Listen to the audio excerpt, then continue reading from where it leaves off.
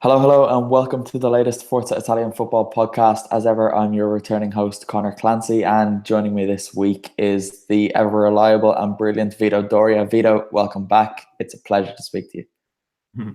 Thank you, Conor. Much appreciate the introduction. Probably not the best weekend, but we'll still get into the discussion and talk about the latest highlights from Serie A this weekend. Yeah, I was just thinking before we come on here, I have one sibling, and I think I speak to you more than I speak to her, Vito. So you're basically part of my family at this point. Very kind of you. Very kind of you, Conor. Someone who very much wishes she was part of my family, but very much isn't, is Sonia Missio. Sonia, thank you for stepping up at the last minute and saving this from being another two-man show.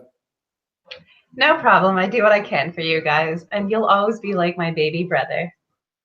There we go. There it is. It didn't take too long. When you said baby, I thought something else was coming there, so I'm happy it was brother that followed. But there could be another B word in there. No, we'll move on from that before you get the chance to embarrass me anymore.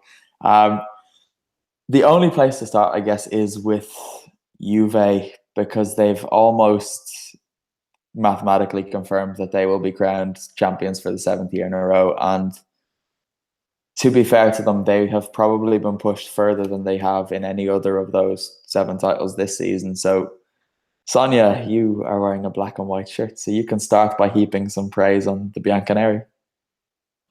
I mean, last week you guys had that mini fashion show at the end, so I wanted to join in on that. I don't know, like, I'm thinking about it, but it's boring. Like, I realized this year was less boring than the rest for the lead up to the Scudetto, but it gets to the point where this isn't surprising. Like, I'm sure a lot of Napoli fans are heartbroken and crushed, and I can understand and appreciate that. But I think everyone else who's sort of neutral in that two-tie race is like, yep, saw that coming.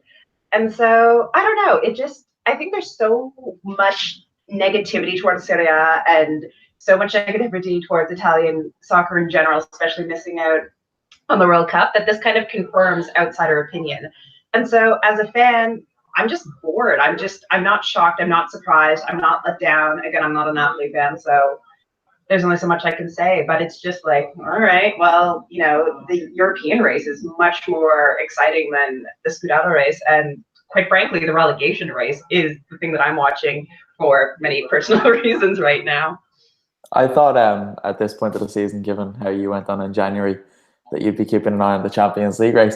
I've been waiting for so long to get you on this podcast, and we're going to get to Udinese later on, and I'm going to absolutely just go in on you, and Vito's going to join me, and you're going to end up in tears by the time we're finished here tonight, because... No. Vito's on my side. Your early season opinions were an absolute disgrace, and I'm glad that they've been proven so, and Udinese are going to be in Serie B next year.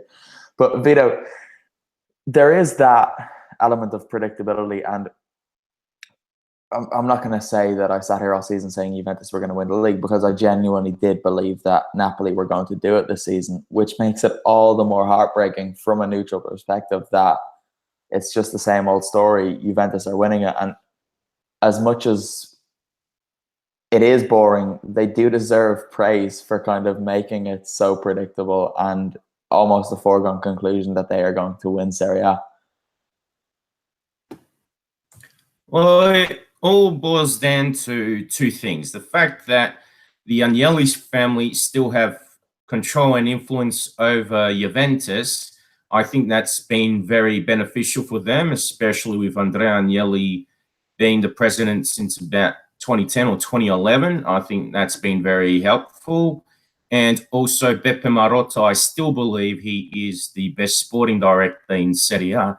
And having people like them at the club, I think that helps them maintain that dominance in Serie A, whereas the other clubs in Italy don't have the same financial backing, or the directors are just not as good as Marotta in identifying players and also making the right deals for them. So I think if you've got the money plus the people to run the club properly, that's going to help your cause a lot more.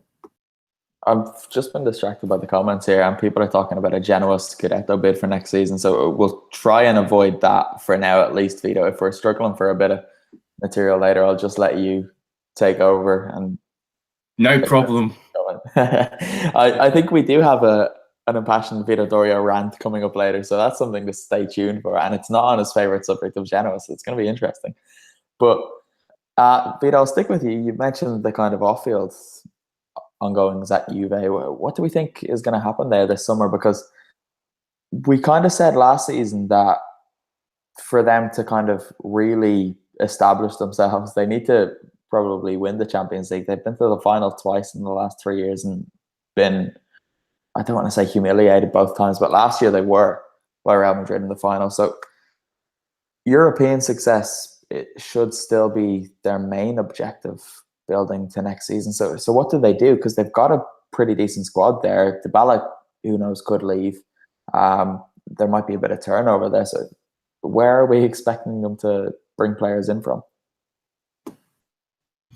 It seems that the deal for Emre Can from Liverpool is close to being done. There's been plenty of speculation of him joining the club on a free transfer from Liverpool, but I don't think he's the missing piece to the puzzle. There are still certain parts of the team that need fixing. There's going to be a expected reshape of the defence, but I think some of the players coming in might not be enough experience to win the Champions League, but I think in the long run they'll be beneficial. And I reckon it's more about structuring that midfield and attack right, and also depends on the formation. So with the wingers Juventus have, I think it makes sense to play the 4-2-3-1, but in terms of Paulo Dybala's dominance or influence on the team, I don't think he can really impact games in that system in the long term, and he's better off in a two-man striker system. So with one of the rumours emerging of him possibly going to Bayern Munich, I don't know if Munich's the right answer for him, but I think this time, after his patchy form in some parts of the season, I reckon it's possible that maybe they could sell him, get the cash, and try to re-strengthen the team in other parts of the field. And I think the midfield is probably another part because Pjanic can't dictate the play by himself. No, he absolutely can't. And the midfield around him, we've seen Blaise Matuidi has kind of done well in there this season, but not dictating the play and controlling their game. But Sami Khedira, I guess, is probably supposed to do that a little bit more, but he's been pretty poor this season. And then Claudio Marchisio is obviously a long way past his best years, and who knows how much longer he's going to be there for. The reason then, I think we might get a bit of abuse because I asked you guys to give Juve credit, and Sonia responded by saying Serie A is boring, and then we looked ahead to what their failings in Europe means as defining them. But this season has been impressive. We're going to move on from Juve now. So I did try and get some praise for them. But the reason that they have been impressive is because Napoli could still finish the season on 91 points and still not get close to what Juventus have achieved, which is just ridiculous. If Napoli get 91 points and don't get within touching distance of them, what more can anyone else do? It must be so demoralizing for not only Napoli, but Roma, the two Milan clubs, Lazio even as well, because they can put together these remarkable seasons and astonishing points totals, and they haven't got a chance. Sonia, what's the point if you're not Juventus? There is none. No, I don't know.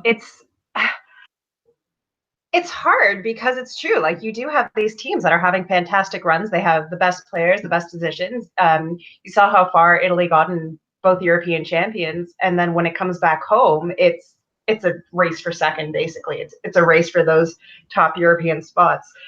And I guess, okay, I'll give a little bit of credit to Juve because they are able to do it. They are able to kind of set out and achieve and become the sort of powerhouse. But more to your point earlier, it's all for naught if they don't do it in Champions League as well. So it kind of speaks to more the point of maybe how bad is Italy? As, you know, in a general sense, that you have this one team that's just destroying everybody, but then when they get put into a different stage, they get destroyed themselves. And really, I think the only thing that would help them is if they brought back Sebastian Giovinco. Sorry, anyone tuning in. I didn't know she was going to say that.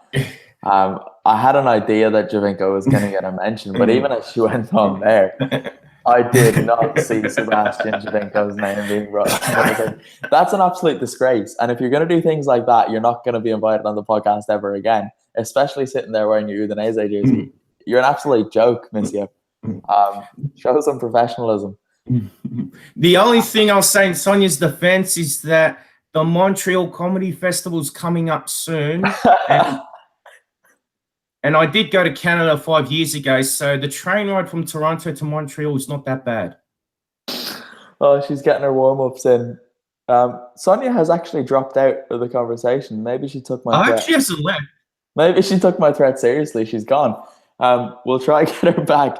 But Vito, what do you think on that? And like, how are these teams that are just effectively fighting for second place now supposed to stay motivated? Because we have the 4 places for Italy in the Champions League now. It's Juventus and 3 others, basically.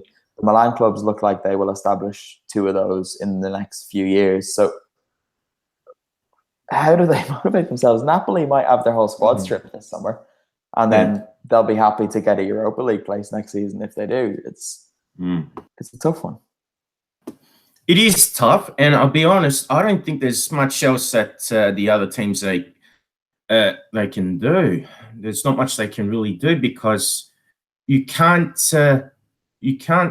spend more money, especially if you don't have the money, first of all. And if it's a question of tactics, there's no point in trying to be a tactical chameleon like Allegri or be defensive in the old-fashioned way, because I don't think that's going to make much difference either. In fact, I think when teams go more cautiously, I think it actually brings them down in this day and age. For me, I reckon a lot of teams should take a page out of Roma's book and just aim for Europe and try to get the extra prize money and so forth. Because if you're not going to fight for the Scudetto, at least try to find ways in which you can boost your profits or match winnings. So I think Roma, believe it or not, might have a good thing going. And I don't think for Roma it's a one-off. So don't do what Napoli did and just put your eggs in one basket. Maybe try to balance it as much as you can and see how you go. It might actually, even in terms of trophies, it might not be beneficial, but maybe in the long run or the bigger picture, maybe you can find money elsewhere. Yeah, you would hope so for the sake of it, because otherwise you could just write the next 7 Scudetto winners on the trophy now and just have Juventus's name continue for what will be a total of 14 years, and then probably add another 7 on top of that, because it's getting ridiculous. And the more they win it, the more they are likely to win it the following year. Let's hope another scandal hits or something just to make things interesting.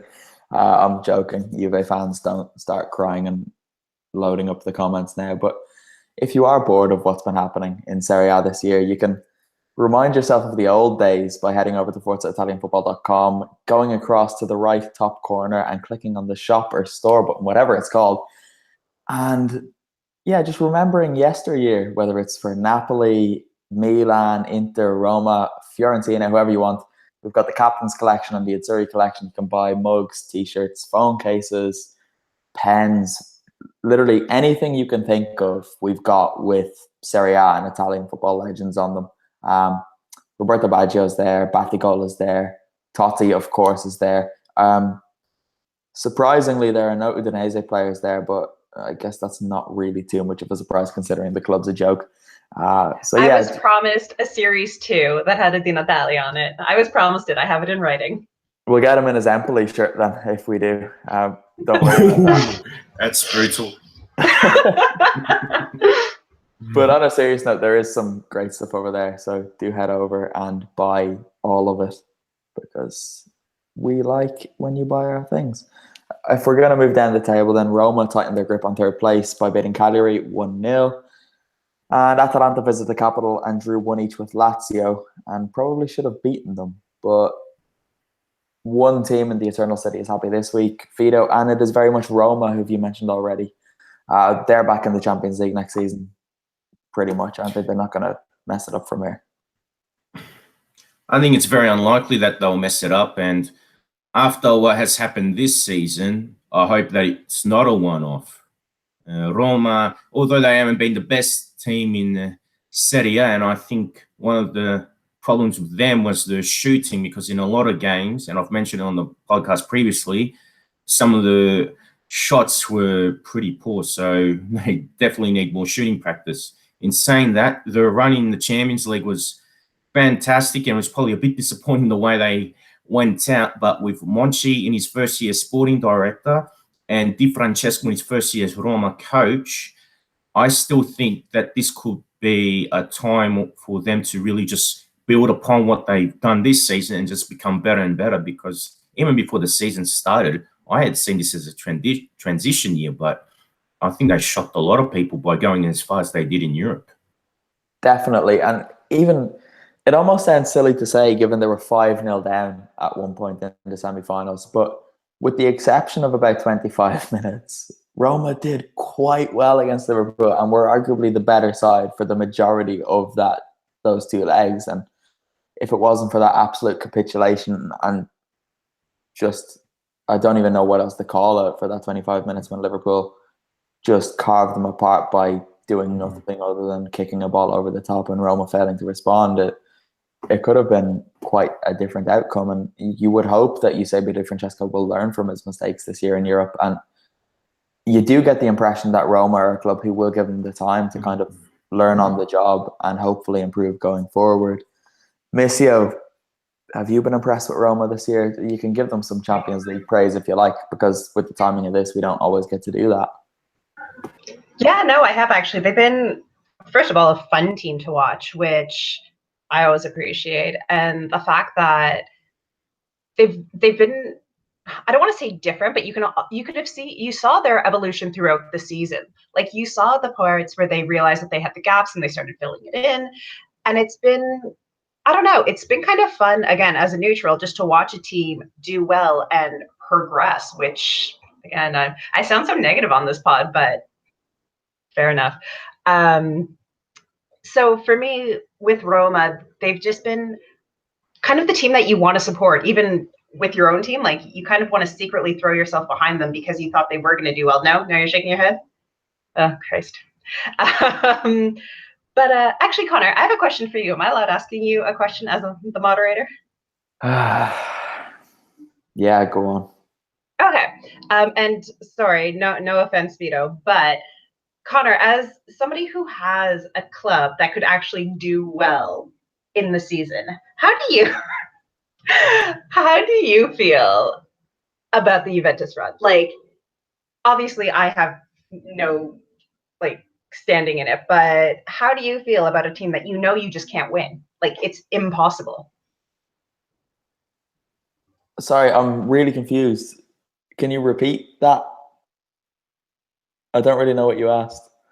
Like, okay, Atalanta has the chance to actually do well in Serie A, but you know that they will never actually become that pinnacle. How do you feel as a fan thinking about that you will never be able to win the Scudetto because it's just out of question and has nothing to do with your own talent?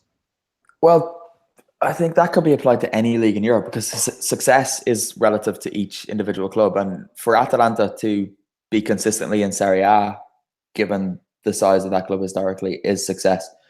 For them to be qualifying for Europe is ridiculous overachievement. And for them to do it 2 years in a row is just insane, and something that no one could have really expected this time 2 years ago.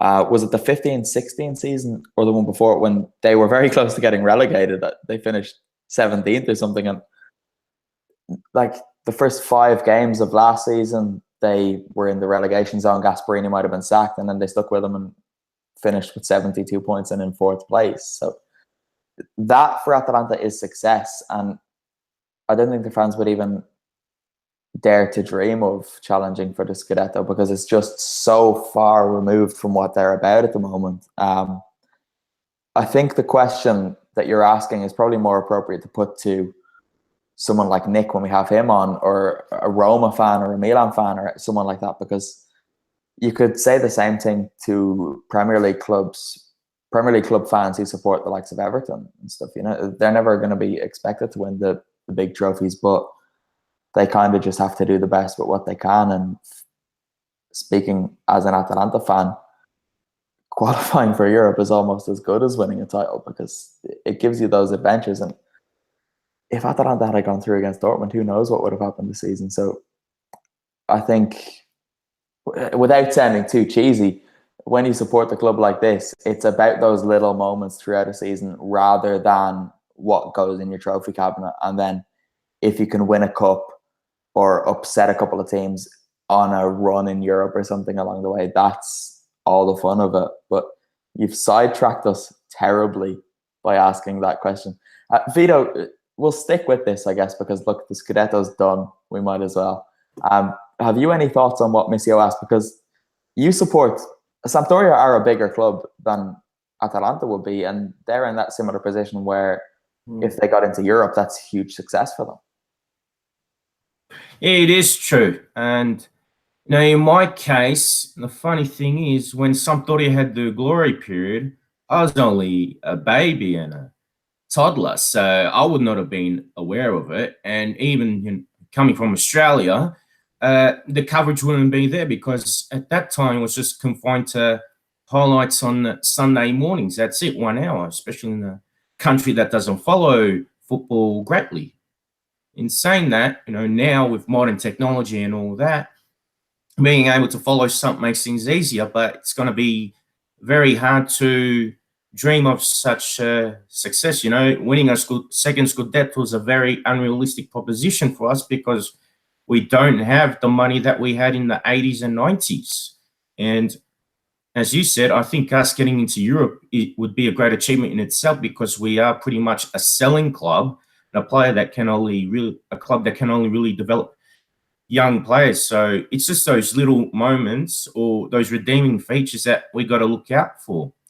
For us, winning stuff is not realistic. So we got to have other redeeming features like being able to develop the unknowns and also being a team that plays entertaining football. Because if we played destructively, I honestly think it would turn us into relegation battlers. It would hurt us a lot. But being this team that's good on its day and being competitive against the big sides, although we drop off against small sides, it does give us some sort of appeal. And specifically about Samp, our kits are considered to be amongst the best in the world, if not at least the best in Italy. So it does give us a redeeming feature. But success, and if you're judging success on the basis of trophies, yeah, there's not just much to look forward to because the financial clout's not there, and it's not like we've got this super youth academy like other clubs have. So we're not going to be producing all the talent year in, year out.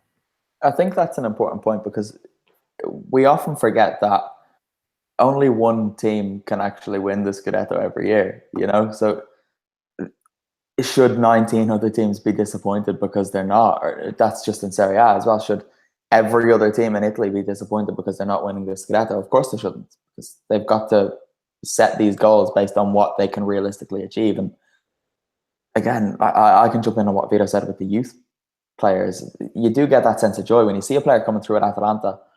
There's the frustration when Inter inevitably go, oh, we like the look of him, here's 30 million euro, we'll take him.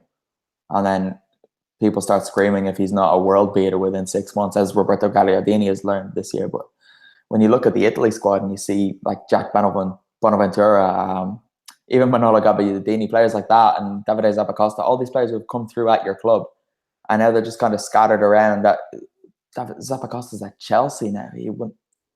It's crazy to see, and you do have to kind of take some sort of satisfaction out of that.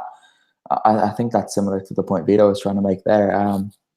If you've nothing else to say on this, actually, Missio, what do you think? You brought it to the table, and Udinese are succeeding by their standards this season by fighting relegation in Serie A and not being relegated already. So, what are your thoughts? I don't know. It's actually something that I think about quite a bit. And yeah, I think Udinese is maybe close to Sampdoria, where we produce these players and we're kind of known for getting things picked out and like our team being ripped apart and these players being sent elsewhere. And I jokingly tweet all the time, like I have a hashtag that is he used to be Udinese. So it's really frustrating for me. And like I talk about it with my dad quite a bit, and how like we should just be happy that we're here. Like we should be happy that we're mid-table. We should be happy that like we beat one game. And I don't know if this is like the North American attitude in me, but I don't think we should be happy. Like I get seriously pissed off at them when they lose. I know that like I kind of joke about it, but like this season has just horrified me about how bad they were and how no one seems to care. Not to steal Vito's thunder here, but like the Pozzo family don't care at all. They're focusing their efforts more on Watford.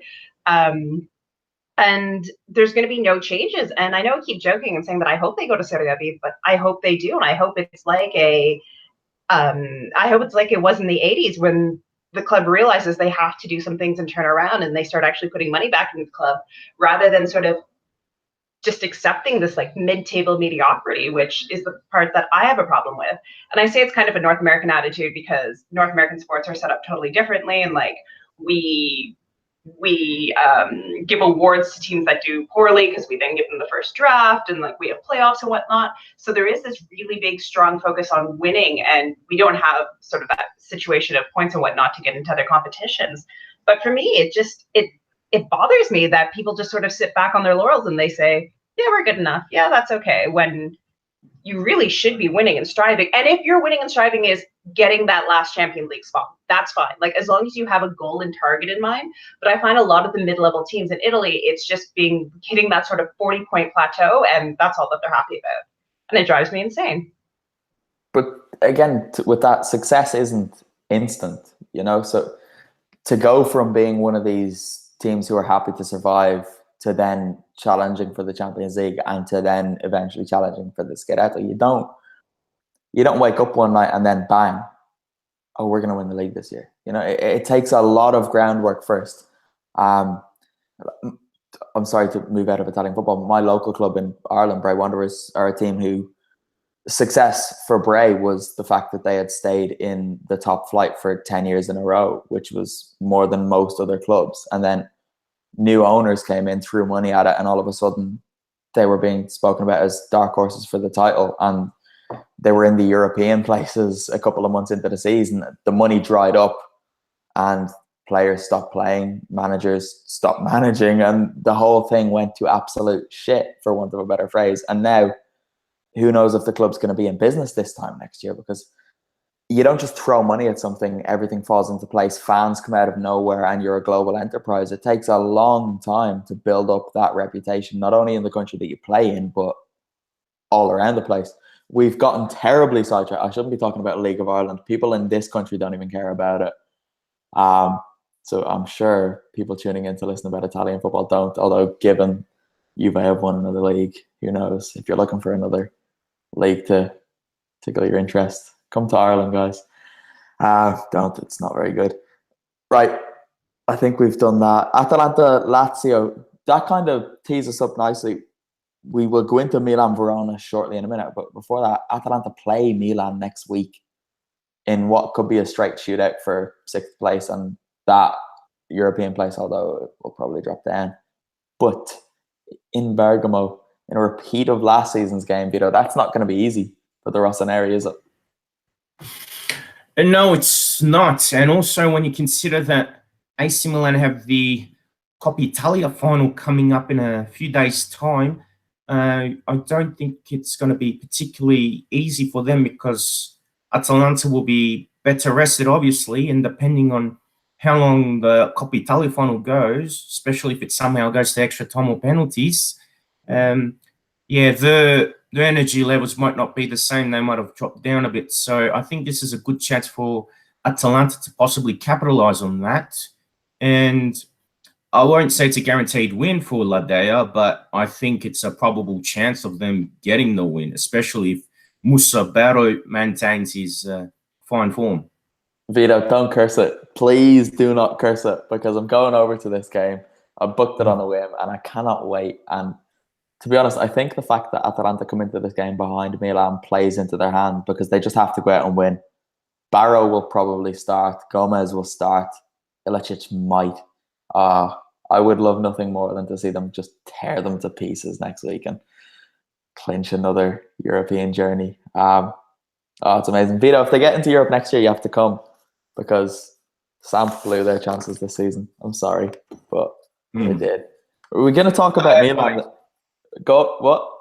No, I just said, I have my reasons for Samp's failure. Don't worry. I think I've made my points come across a lot earlier, so I think everyone knows my sentiments about the downfall of the Blue Chicotte in the second half of the season. Look, I confess it was a cheap attempt to try to get you animated to go on a rant, but it didn't work. And I felt bad as soon as I said it because I quite like Sampdoria myself, and I'm upset that they're not going to be in Europe next year. But well, the Ultras, apparently they still have a friendship, so there's still a bit of sympathy between the two clubs there. It's an interesting one, because the friendship isn't official anymore, but Atalanta had a banner up supporting Samps Ultras recently, so it's as official as it can be without being official. Strangely, Bane for you says Atalanta will eat Milan alive. Let's hope so, mate. Brian Bolden wants to know if I'm going to do an Irish football podcast. Definitely not. There's about 11 of them already, which is more teams than are in the Premier Division, so the market is saturated. Where have we got? We just dropped down to the bottom of Serie A because that's really where the interest is now. Spal got a huge win by beating Benevento 2-0. Alberto Paloski has arrived again in Serie A. He got a big goal and Mirko Antonucci got a late penalty. They are only, 3 points or something above the drop zone, but given the amount of teams, the number of teams rather, between them and 18th, you would imagine they are safe. Missio, what do you think? Spal, survival, done? Personally, or I guess professionally? Professionally. Okay. Yeah, probably. It has been interesting watching the drop, especially over the last 3 weeks or so, because it has changed so much and the gap has really got closer together. But yeah, no, I think we might be seeing the 3 that drop as of this week. You what? What? I don't know what you just said. I think you spoke in like Americanisms or something. I'm not American, thank you. You are. You said words that were all English language words, but I didn't understand the context that you used them in. Maybe I just wasn't listening closely enough. But I mean, I feel like that's probably where we're going. No, I think Spal will stay up. And the 3 that are in the drop right now is who's going to be dropping. Drop. Okay, I thought you said draw. And no, I thought, drop. Okay, there we go. That's where the confusion came from. Sorry, listeners. Sorry, it's my Canadian accent. Yeah, which is on what continent? North America. That's not the same as America. And it's my Toronto accent. I was just trying to wind you up, and I succeeded. Thank you very much. Chievo then are out of the bottom 3, as Dov Schiavone will be happy about, and everyone else who likes football will be pretty miserable about. And they've been replaced by Cagliari, who are probably, I don't want to say it because I like the Sardinian team being in there, but it does look like they're going to be the ones to drop out. They've still got to play who is it, Fiorentina and Atalanta, which isn't going to be easy. Udinese then. Sonia, your time to shine has arrived from being Champions League contenders, in your words, to... I said European contenders. You said Champions League. There was a Twitter conversation less than 2 weeks ago in which you said it, that I wasn't even involved in.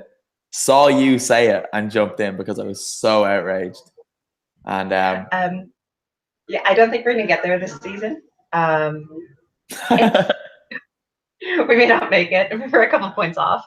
No, it's like it's so frustrating because we were doing so well too. When Otto came on and we started winning, the team looked really, really, put together and things were kind of happening for us. But I think it was over before the season started when our big signing was Maxi Lopez.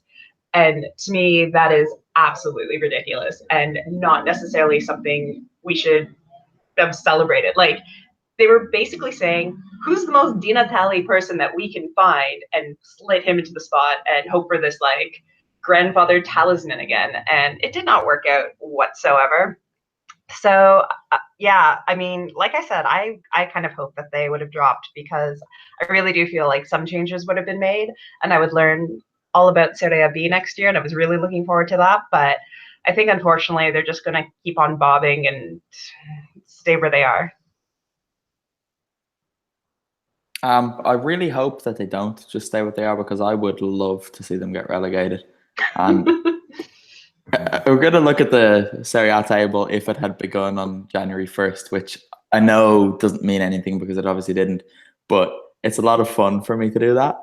So I'm going to pull it up now. So 17 games have been played. Udinese have actually played 18 games since the turn of the year. Sonia, of those 18 games, how many do you think Udinese have won in 2018? We haven't won any, have we? You've Unless won it was like once. really. When was it in January?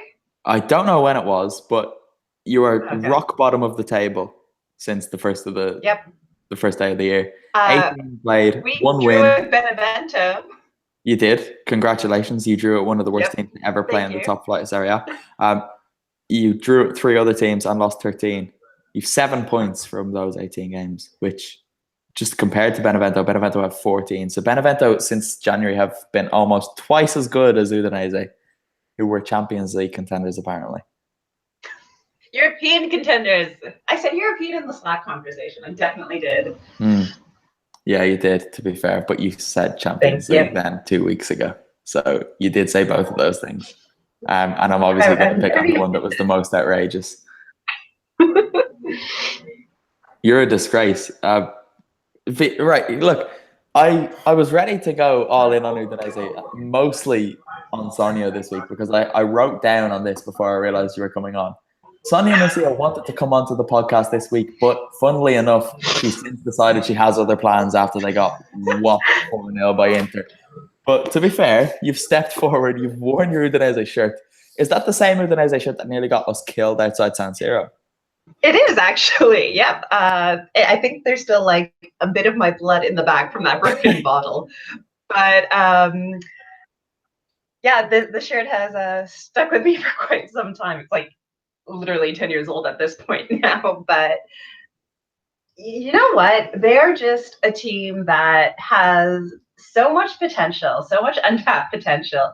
And they have a really good social media team. So if you just want to follow like excellent online football stuff, follow Udinese.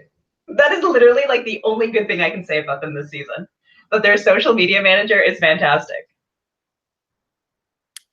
Vito, if that hasn't been enough to wind you up to go on a rant, I don't know what is. So talk about Udinese and get angry. Don't worry. I still got other topics I can still lash on and find something to talk about in my weekly rant. But yeah, personally, I would just try to avoid repeating myself from last week because I think I pretty much covered everything on Udinese. And look, if we want to keep it related specifically to this week, watching the game against the Inter, I think 4-0 was probably a bit generous. I reckon if Antonio Candreva knew how to shoot, it would be a lot more than that. It might have been about 6 or 7-0 because Udinese, they did not apply any pressure. And even though they were defending, there were numbers in the penalty area or the defensive third, but there was no actual defending, no pressing, no closing down of spaces. And when you let Borja Valero at his age just walk around and pass the ball freely, then you know that you're having problems because Valero's had a poor year. Yeah, you've said that. Yeah. I don't want to talk about Inter. Come on, more fun. Okay, but as good as Inter were, they, like I said, Candreva couldn't shoot for crap, but Udinese made them look a lot better than what they should have. And yeah, I just saw no fighting spirit from Udinese, no ambition to turn the game around. And yeah, they looked like a team devoid of ideas. So again, it goes back to, changing coaches is not enough. I think it's to do with the hierarchy of the club. Like Sonia said, they're more preoccupied with Watford.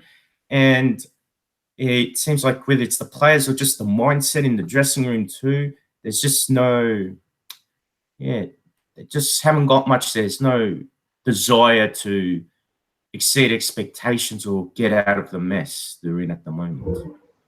And to kind of go on that too, I think the problem is they've lost any sort of identity. Like for the longest time, it was the Di Natale club, and people sort of rallied around him, or they rallied around the idea that we would get these fantastic new people in, and we would basically develop them and then send them off to bigger clubs. But I don't think you can name one characteristic other than they were very, very bad about Udinese this season, and we've lost anything that kind of made us special or unique in Italy, and nothing is being replaced by that, and no ideas are coming forward. And I'm not saying that we need that sort of one big player up there. Like, it could have been a collective unit, but we don't have it. We have nothing to show for years of kind of building us up to that European position from like 5 to 7 years ago, and we just started slipping without putting any sort of long-term plan into place. And I don't think there is any long-term plan. We have a youth system that is okay, but it isn't anything special.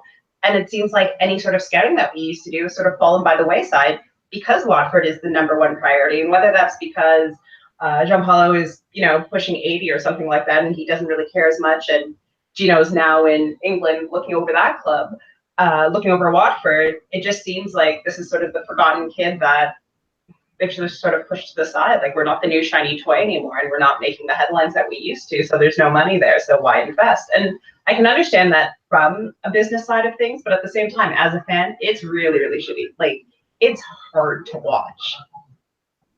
I'm sick of Udinese talk now. We've done it a lot last week and this week, and we're on a bit of a deadline here, Sonia, because you have to disappear. So we'll finish things off by just dipping our toe into Serie B. Dan1913 on Twitter asked me this week to discuss it on the podcast, so we might as well satisfy him, and I'm sure there are some other listeners out there who want it as well. It's still pretty brilliant down there. Nothing except for the champions has been decided. There's still just 6 points or something separating second to seventh, and then another 6 points separating 22nd to 17th. So still everything to play for. Parma dropped down to fourth after losing 2-1 to Cesena. Palermo and Frosinone both won. So the playoff list at the moment is Palermo, Parma, Venezia, Bari, Cittadella and Perugia, which is just great to see that one of those teams has a really good chance of coming up to Serie A next year. Vito, fill us in on what happened then this week. Well, generally speaking, I think we're still going to see an exciting race for those playoff spots, and also for that second automatic spot. Palermo managed to get a 3-2 win away to Ternana, and that puts a dent in Ternana's hopes of survival. But for Palermo, it gives them that chance of getting that automatic position, especially after they sacked the coach Bruno Tedino the week before. And yeah, Venezia, they got a much-needed 2-1 win against Foggia. The funny thing was Foggia equalised in the dying minutes, but then the Venetians, they got the winning goal in stoppage time. So that was a handy win for them. It puts them into contention for the playoffs as well. And Bari, their hopes of getting automatic promotion are probably slim, but they got a 3-1 win themselves. And yeah, I think they're having some good momentum leading into the playoff run. I don't know about you guys. Personally, I'm throwing my support behind Parma first and then Bari second in the race for promotion out of that list of teams. Vito, we of course did mention that Guido Maralungo, ex-Atalanta and Sampdoria, scored this weekend, as did Alberto Gilardino. Sonia, can you guess what age Gilardino is? Because I thought he was about 52. 37? Oh, you're close enough, actually. He's 35, believe it or not. That man is still only in his mid-30s, which is amazing to see that he's still knocking about and scoring goals. Right, that's really all I wanted to discuss this week was Alberto Gilardino's age. So we've hit that. I've checked it off the list so we can finish this up and I can go to bed and Vito can go to work and Sonia can go to her meeting. So, yeah. Sonia, thank you for stepping up uninvited at the last minute. You're welcome. Anything to talk to you, baby Bray. Oh, there it is.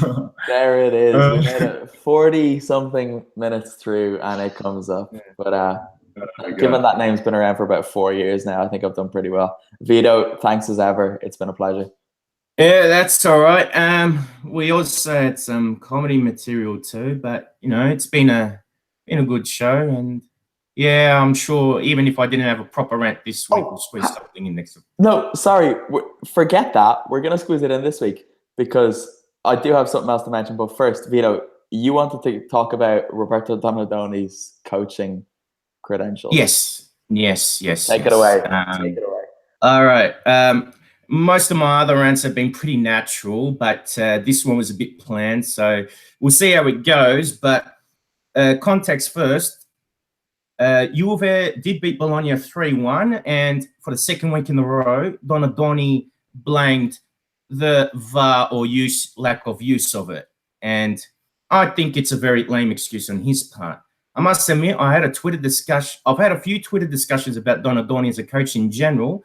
And at one stage, I was getting this, I think it was either fangirl of Donadoni's who just could only think of Donadoni and did not like my criticisms of him as a coach. And then I had to block her because, she couldn't see my point of view.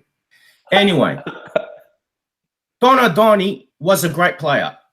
That AC Milan side of the 80s and 90s is one of the greatest teams that ever played the game. And the Dutch trio get a lot of credit, as well as that defense of Baresi and Maldini, but Donadoni was a great player. If you watch him play, great individual technique and also a great contributor for the team. But as a coach, he's been a big disappointment, and I think he is getting strung along because of his reputation as a player. He is a simplistic coach. He's not a tactical chameleon. And whenever he's done good, it's been because of key players in that team that do well. When he was in 5th place with Livorno, it was because of Cristiano Lucarelli. When Parma were close to getting into the Europa League, he had Antonio Cassano, Marco Parolo, Amauri, Antonio Mirante, and a few other players. Bologna, they're looking good, but Simone Verdi, he's carrying them with his free kicks and individual brilliance. To me, he's not a coach that can improve players or improve squads. He's simple.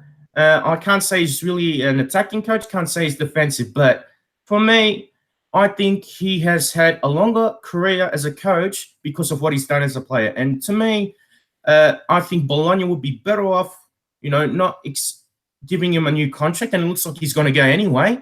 But I don't think he deserves to coach bigger clubs. And if he thinks that he's going to be coaching Milan one day, he can keep dreaming because he'll be like Zenga coaching Inter. He'll be dreaming. If I had an option between Milan getting coached by Donadoni, Inter being coached by Zenga, or pigs flying, you will see pigs fly. So I think Donadoni should accept this level and maybe, try another league or go to another smaller club. But if you want to have ambition, if you want to develop players or see a spectacle, you're not going to get that with Donadoni. So if you want to see Donadoni in a good light, just go watch some footage of AC Milan and see what a great player he was. Because for me, he's such a simple coach. Yeah. Vito, that went on, and it was so articulate. It was brilliant and excellent. I'm seriously proud of you right now. Seriously proud of you. But yeah, Donadoni was linked with the Milan job on a number of occasions in the last few years, which just seems to be bizarre. You're getting praise. Imran Khan has come into the comments, regular commenter. Vito's rants are the best. So we need to actually, you know what? That's what we'll do. We'll start a hashtag on Twitter. What will Vito rant about next? And we'll take suggestions and throw them at you, and whatever sticks, you just prepare something for the end of the podcast every week. Okay, yeah. Oh, look, I think it would be a good idea. Like I said, the previous ones have usually come naturally, but if we got to save a special segment, why not? And I think in the last 2 weeks with those people, they're trying to, with the rehearsals for the comedy festival, by trying to say Genoa's going to win a 10th Scudetto, they're going to, I think they're doing what they can to provide some good comedy. Excellent. Brian Bolden only comes for your rants. Hashtag Vito rant. Great stuff. Right, we do have to end things, but it is worth keeping an eye on ForzaItalianFootball.com over the next couple of weeks because it's the end of the season, which means the annual end of season Forza Italian Football Awards, and there's about 100 categories, so it's worth going over there and voting for those once they're up. Keep an eye on Twitter, Facebook, or the website, whatever you like, and it'll be there. The Marco Materazzi Award for Greatness is always the closest of them, and it's always worth keeping an eye on that one. Vito agrees. Classic. Sonia, you have to go, so say goodbye before you do. Bye. Thanks, guys, for having me on. Also, Vito Rants is good, but what about Vito Vents? You have the alliteration there. I've been thinking about this for quite some time. Vito Vents. You get like a title card and everything. We could make that a regular weekly video. Vito Vents. Yeah. I can see it now. Vito Vents. Okay. Yeah. I like it. Right. I like it. That was my best contribution to this show. But yeah, thanks for having me on, guys. Sorry that I have to jet and close this off because it has been fun. No, I admire your courage for wearing that jersey today. This is not the most dangerous place I've worn this jersey. No, it's not. I'll get Conor to tell you about it after. Oh, Yeah. I'll be here for 20 minutes talking about the idiocy of Sonia Missio if we go into that story. So you won't do it. Sonia nearly got us killed at San Siro in the Curva Sud. It was great. Hashtag Vito Vents is already lighting up the comments, Vito. You'll be happy to know. So that's something we're seriously going to look into. And it is something that we was interested throughout the summer with Italy not being in the World Cup. But we do have to go. And the transfer market too. Yeah. Criticize how bad rumours are or how improbable they are or even no, save it. How bad they are. Yeah. You've created a monster. Next Anything week you're going off about transfers, but we need to save it. We need to finish. I need to go to sleep. All right. Thank you, everyone. Everyone, get us on Twitter at Serie A FFC, Facebook and Instagram Forza Italian Football. And we'll be back again, same time next week. I'll be in Italy, hopefully celebrating. But until then, it's ciao for now. Ciao.